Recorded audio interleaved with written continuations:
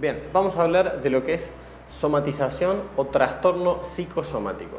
Para definirlo, básicamente vamos a decir que la palabra soma viene del griego cuerpo. Por eso existen palabras como cromosoma, ribosoma o en este caso psicosoma. Si soma significa cuerpo, el trastorno psicosomático implicaría un trastorno que nace en una cuestión en el aparato psíquico y se lleva al cuerpo, se traslada al cuerpo. Somatizar es el acto de pasar al cuerpo las emociones.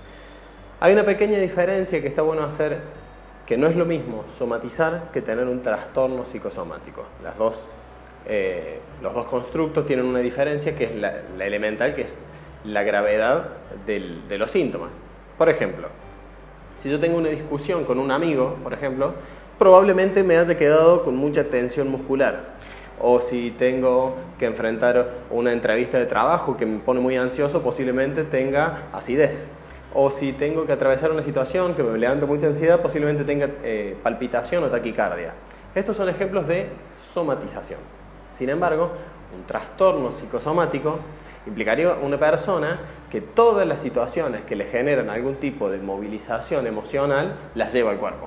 Ejemplo de eso, por ejemplo, podría ser colon irritable, fibromialgia. Esos son trastornos de tipo psicosomáticos. La idea acá no es ponerme o gastar mucho tiempo en diferenciar lo que es el trastorno psicosomático de la somatización, sino intentar dar un contexto y saber qué se puede hacer. ¿Por qué es que pasa eso de la somatización? Porque la emoción no tiene lugar.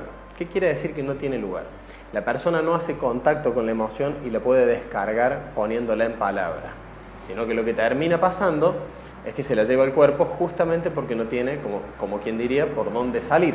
Y las personas que generalmente tienden a somatizar sus emociones son personas que justamente tienden a reprimir o negar las emociones. Ejemplos de una persona que niega sus emociones sería básicamente algo así. Y yo los otros días estaba como bajón ese día que me peleé con mi novia. Sí, angustiado. Tampoco estaba angustiado, estaba bajoneado, ¿no? Tampoco era para angustiado. Y entonces, ¿por qué aparecen los trastornos psicosomáticos o las somatizaciones? Todas las personas atravesamos situaciones que nos movilizan emocionalmente dentro de lo que en psicología llamamos esferas. La esfera familiar, la esfera laboral, de los vínculos amistosos, etc. Y en función de eso, en cada esfera tenemos determinado monto de tolerancia a la frustración, al estrés, a la ansiedad. Por encima de ese monto, generamos el síntoma. Como quien diría en un gimnasio, por ejemplo, si yo paso determinado peso, es muy probable que me lastime, porque no soporté.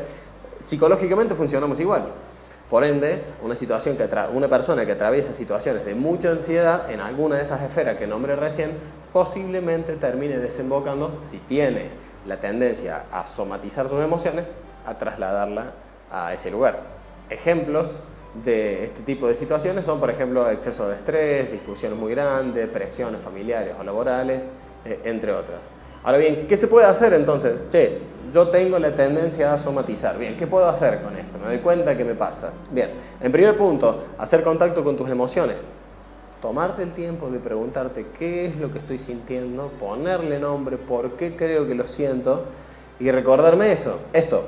Toda emoción es la consecuencia de una percepción previa. O sea, si yo me enojé con alguien, generalmente es porque pensé algo en relación a algo de lo que sucedió. Bueno, ¿a qué pensamientos me lleva ese tipo de emoción?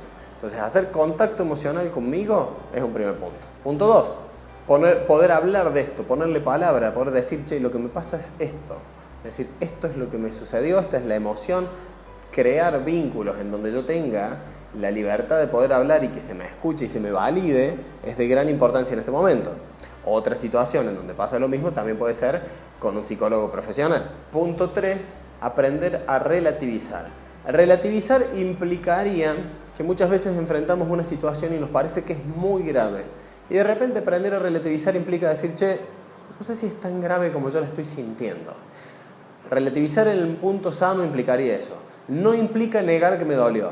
no implica decir que siempre hay algo que puede ser peor. Sí, puede ser que haya algo peor, pero no necesariamente por eso le voy a quitar validez a mi emoción. Implica saber que esto quizás no es tan grande como yo quizás lo interprete o que lo estoy viviendo de esa manera.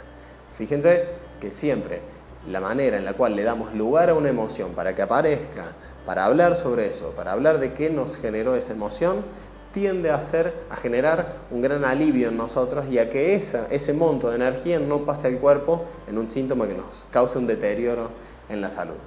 Si te gustó el video, dale like y compartilo con las personas que creas que le pueden interesar.